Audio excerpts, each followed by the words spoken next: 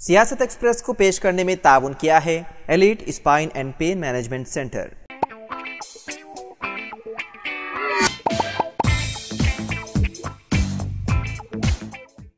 अस्सलाम वालेकुम नाज़रीन, सियासत एक्सप्रेस में आपका इस्तकबाल है। मैं हूं मोहम्मद शौकत। आइए नाज़रीन, दिन भर की खबरों पर मुश्तमिल हमारे इस खास बुलेटिन पर डालते हैं एक सरसरी नज़र।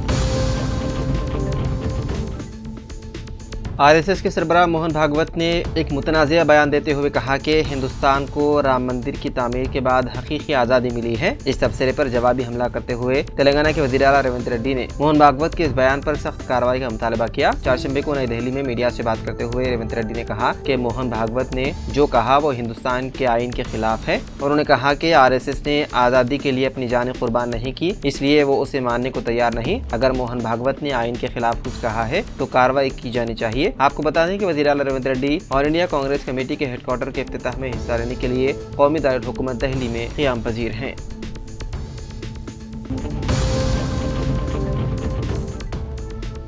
शहर हैदराबाद में चीनी मांझे से कई अफराद के जख्मी होने के वाक़यात के पेश नज़र कमिश्नर पुलिस हैदराबाद सीवी आनंद ने रद्द-ए-अमल ज़ाहिर करते हुए कहा कि तमाम की जिम्मेदारी है कि इस चीनी मांझे के इस्तेमाल को रोकने के लिए रज़ाकाराना तौर पर आगे आएँ। उन्होंने कहा कि ये मांझा बड़ी मिकदार में दस्तियाब है क्योंकि इसे मुकामी तौर पर बनाया जाता है। उन्होंने कहा कि अगर आप ई-कॉमर्स वेबसाइट पर ऑर्डर करेंगे तो ये मांझा आपके घर पहुँच जाएगा। उन्होंने कहा कि जल्द ही ई-कॉमर्स गोदामों की तलाशी ली जाएगी। उन्होंने मजीद कहा कि वो मुंतज़िमीन से मुलाकात का भी एहतमाम करेंगे। तमाम अफराद को चाहिए कि वो चीनी मांझे के इस्तेमाल को रोकने के लिए रज़ाकाराना तौर पर आगे आएं।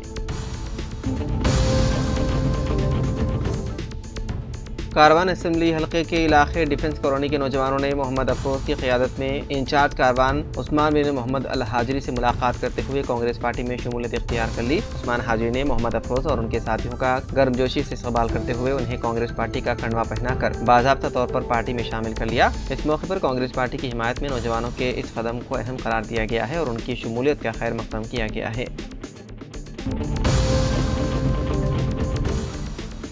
बीआरएस के कारगुजार सदर केटीआर फार्मूला ई रेस केस के हिस्से के तौर पर कल ईडी की तहकीकात में पेश होंगे। वो कल सुबह 10 बजे अपनी रिहाइशगाह से निकलेंगे और तकरीबन 10:30 बजे एलबी स्टेडियम के सामने वाक़े ईडी के दफ्तर पहुंचेंगे। इम्कान है कि ईडी के अहदेदार केटीआर से फार्मूला ई रेस केस से मुतालिक मजीद सवालात पूछेंगे। वाज़ेह रहे कि साबिक़ वज़ीर केटीआर साल 2003 में हैदराबाद में मुनक़िद किए गए फार्मूला ई रेस मामले में बदउनवानियों के इल्ज़ामात का सामना कर रहे हैं।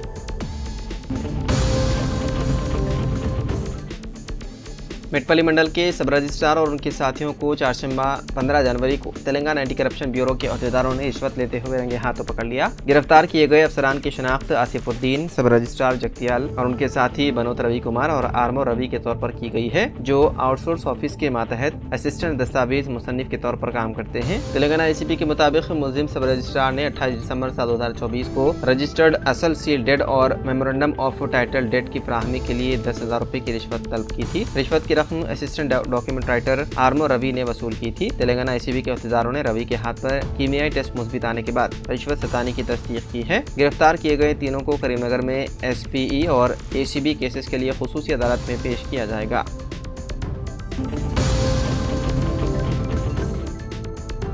बिहार के समस्तीपुर जिले से एक अंदोहनाक खबर सामने आ रही है। चारशंबे को दोपहर 2 बजे एक फैक्ट्री का बॉयलर फट पड़ने से 2 मजदूरों की मौत हो गई, जबकि कई दीगर जख्मी हो गए। राय के मुताबिक एल्यूमिनियम फैक्ट्री का बॉयलर अचानक से फट पड़ा, जिसकी वजह से वहां अफरा तफरी का माहौल पैदा हो गया। जख्मियों को इलाज के लिए फौरी तौर पर सदर अस्पताल में दाखिल कराया गया। जख्मियों में से 4 की हालत संगीन बताई जा रही है। जख्मियों में से 4 की हालत तशवीशनाक है। हादसे की इत्तला मिलते ही फौरन इंतजामिया और पुलिस के अफसरान जाए वक़्त पर पहुंचे और राहत और बचाव कार्य का अमल शुरू किया।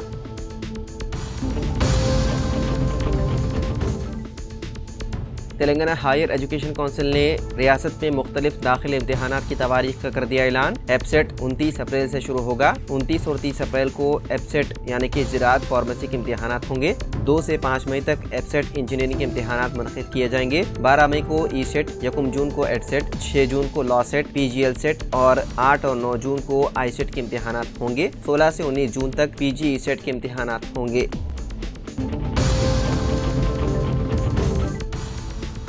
हैदराबाद के इलाके अंबरपेट में एक चोर को अजीब व गरीब तजुर्बे का सामना हुआ। तफसीलात के मुताबिक चोर ने अंबरपेट में एक ज़ेर तामीर फ्लाईओवर से सामान चुरा लिया। मुकामी लोगों ने जब उसे देखकर शोर मचाया तो उसने पकड़े जाने के डर से फ्लाईओवर से छलांग लगा दी। इस वाक़े में वो शदीद जख्मी हो गया। मौके पर पहुंची पुलिस ने चोरी की कोशिश करने वाले शख्स की शिनाख्त फलकनुमा के रहने वाले रामलू के तौर पर की है। फौरी तौर पर रामलू को इलाज के लिए अस्पताल ले जाया गया। बताया गया है कि जख्मी चोर शराब के नशे में था। मुकामी पुलिस मसरूफ़ तहकीक़ात है।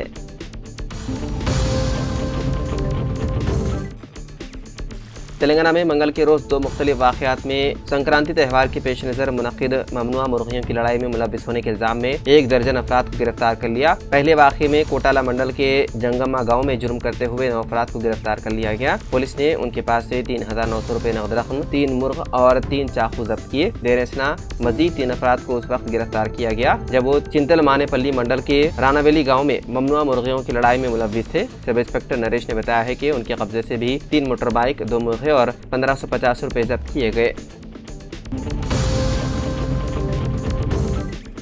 रियासत उत्तर प्रदेश के प्रयागराज में जारी महाकुंभ मेले से वापसी के दौरान बस को आग लग गई, जिसके नतीजे में तेलंगाना का एक शख्स जिंदा झुलसकर हलाक हो गया। यह वाकया मथुरा के वृंदावन के करीब पेश आया। ज़राए के मुताबिक इस झुलसकर हलाक होने वाले शख्स की शिनाख्त तेलंगाना के जिले निर्मल के पालसी गाँव के रहने वाले 60 साला एस ध्रुव के तौर पर की गई है। समझा जाता है कि यह दईफ शख्स बस में सिगरेट नोशी कर रहा था, जिसकी वजह से ये बस शोलापोश हो गई। इस वाक़े की इत्तला मिलते ही फायर ब्रिगेड के अमले ने वहाँ पहुँचकर आग पर काबू पा लिया। तेलंगाना के मधोर के रुकन असेंबली रामाराव पटेल ने कहा कि उन यात्रियों को वापस लाने के लिए इंतजाम किए जा रहे हैं। उन्होंने मथुरा के कलेक्टर और एसपी से भी इस सिलसिले में बात की। उन्होंने कहा कि मुसाफिरीन को ग़िज़ा और रहने की सहूलत फराहम की गई है।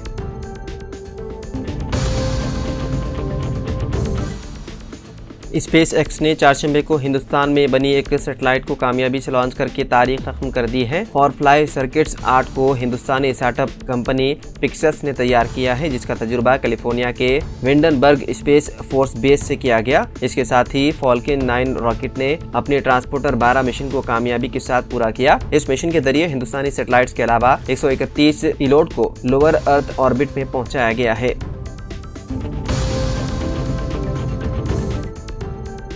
मंगल के रोज शहर के मदाफाती इलाके में एक मोटरसाइकिल सवार शख्स की चीनी मांझे की वजह से गर्दन कट गई, जिसके नतीजे में वो शदीद जख्मी हो गया। मुकामी लोगों ने उसे जख्मी हालत में देखा और उसे करीब अस्पताल मुंतकिल किया। इलाज के मुताबिक मुतासर शख्स की हालत बदस्तूर तशवीशनाक है। बताया गया है कि हैदराबाद, रंगारेड्डी और मेरचल अदला में इसी तरह के कई वाक़यात पेश आ चुके हैं। सख्त पाबंदियों के बावजूद हैदराबाद के बाजार में ममनुआ चीनी मांझा दस्तियाब है और यह हादसा उसी का एक सबूत है।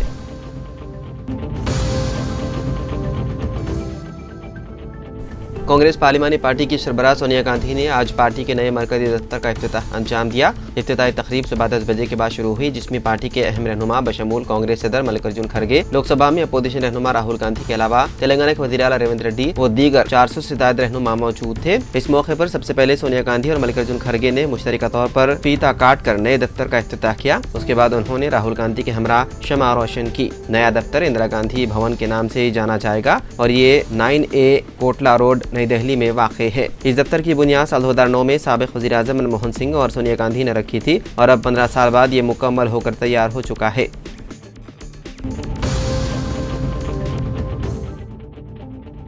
तेलंगाना के खम्मम में चारशंबा 15 जनवरी से तबलीग जमात का इज्तिमा का आगाज हो चुका है और तमाम इंतजामात मुकम्मल कर लिए गए हैं। ये इज्तिमा खम्मम शहर के जदीद ईदगाह गालागुड़म के वसी मैदान में मुनक्किद किया जा रहा है। इज्तिमा का आगाज 15 जनवरी को बाद नमाज दोहर हुआ और इख्तिताम 17 जनवरी बरद जुमा बाद नमाज जुमा बाद दुआ के साथ होगा। इज्तिमा में निज़ामुद्दीन मरकज दिल्ली से उलमा और दावत व तबलीग के जिम्मेदारान शिरकत कर रहे हैं। तकरीबन 30,000 से ज्यादा अफराद की शिरकत मुतवक्के है। इज्तिमा गाह में शुरका के लिए क़ियाम ताम के माकूल इंतजामात किए गए हैं।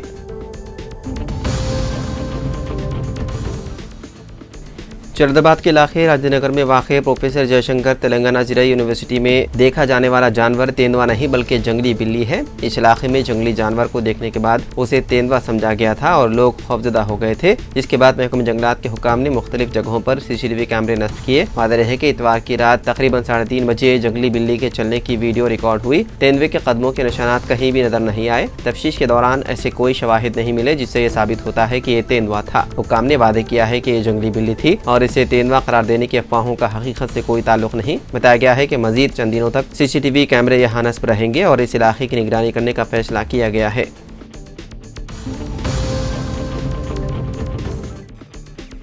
सदर जमहूरिया द्रौपदी मुर्मू ने जस्टिस अजय पॉल को तेलंगाना हाई कोर्ट का आर्जी चीफ जस्टिस मुकर्रर किया है। हाई कोर्ट के सीनियर जस्टिस की हैसियत से खिदमत अंजाम देने वाले जस्टिस की जिम्मेदारी सौंपते हुए अहकाम जारी किए गए हैं। मौजूदा चीफ जस्टिस आलोक आराध्य का तबादला मुंबई के हाई कोर्ट के चीफ जस्टिस के तौर पर किया गया है। सुप्रीम कोर्ट कॉलेजियम ने मंगल को chief justice Mumbai high court Devendra Kumar Upadhyay का दिल्ली हाई कोर्ट के लिए तबादला करने की सिफारिश की थी। रियासती हुकूमत ने फिर एक मरतबा बरखी सारिफीन को राहत फराहम करने से इत्तेफाक किया है। आइंदा मालियाती साल 2025 और 26 में भी बरखी शरहों में कोई इजाफा न करने का फैसला किया गया है। तेलंगाना में बरखी सरबराह करने वाली कंपनियों डिस्कॉम्स ने बरखी शरहों में इजाफा करने की मंजूरी तलब की थी, जिसको हुकूमत ने मुस्तरद कर दिया। मौजूदा बरखी चार्जेस को 2025 और 26 में भी जूं का तूं बरकरार रखने की हिदायत दी गई है। तो नाज़रीन, सियासत एक्सप्रेस में फ़िलहाल इतना ही। मज़ीद खबरों के लिए आप देखते रहिए सियासत टीवी। फ़िलहाल मुझे दें इजाज़त। खुदा हाफिज़।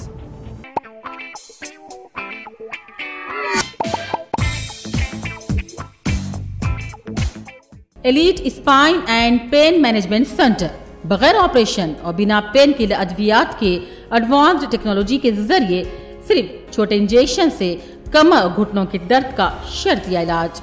डॉक्टर प्रकाश गुड़ीपुड़ी और डॉक्टर मोहन इरवा इंटरवेंशनल पेन फिजिशियन जैसे तजुर्बेकार डॉक्टर्स 25,000 से भी ज्यादा मरीजों का कामयाब व इत्मीनान बख्श इलाज। राबिता कीजिए elite spine and pain management centre, Manikunda और दिलसुख नगर, हैदराबाद।